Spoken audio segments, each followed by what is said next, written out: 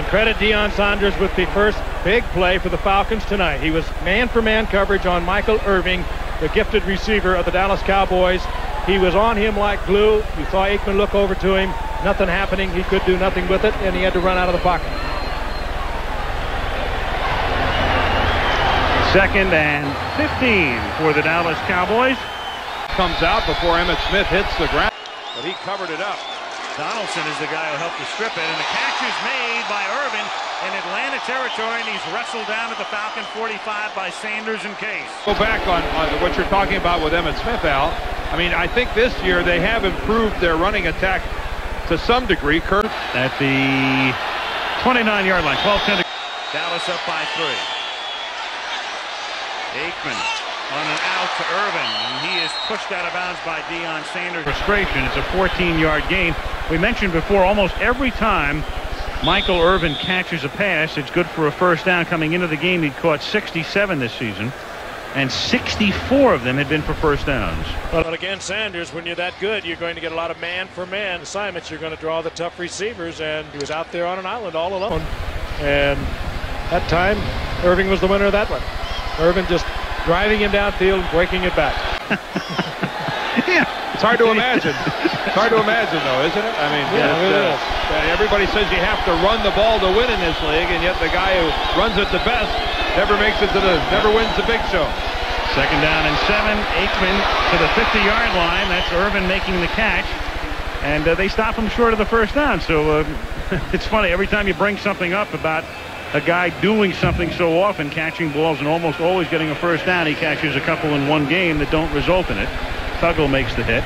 Well, a lot of Michael Irvin's receptions are shorter passes like that because they're so much in love with the way he runs with it after he makes the catch. I mean, here's a guy who, he's a big runner too, and he's also big. He comes into the game with an 18.8 yard per reception average, and there currently it's 18.4, but a lot of those are 7, 8, 9-yard passes that he tacks on a 10-yard run afterwards. That was Novacek's longest reception of the season. 2nd and 10 at the 13. Irvin in motion to the same side as Harper now. Aikman looking that way. Aikman goes underneath to Novacek, and Novacek takes it to the 10-yard line, and that will set up a 3rd down and 7. Risky tackle there by Deion. That's it's really throwing a block more than it is wrapping up and making the tackle. The risk is if he misses Novacek, Jay goes on into the end zone. He throws himself across and actually with an ankle trips Novacek. An unorthodox tackling technique, to say the least. Had that been Irvin, he would have been in the end zone. Little hurdle and he would have been gone. I agree. Aikman's going to take a timeout. Oh, and Michael Irvin yelling at Troy Aikman.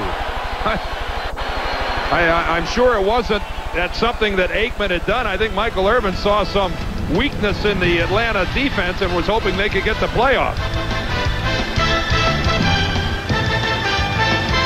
From knocking off some big chunks of yardage ever since their opening drive. So a good opportunity for them to stiffen.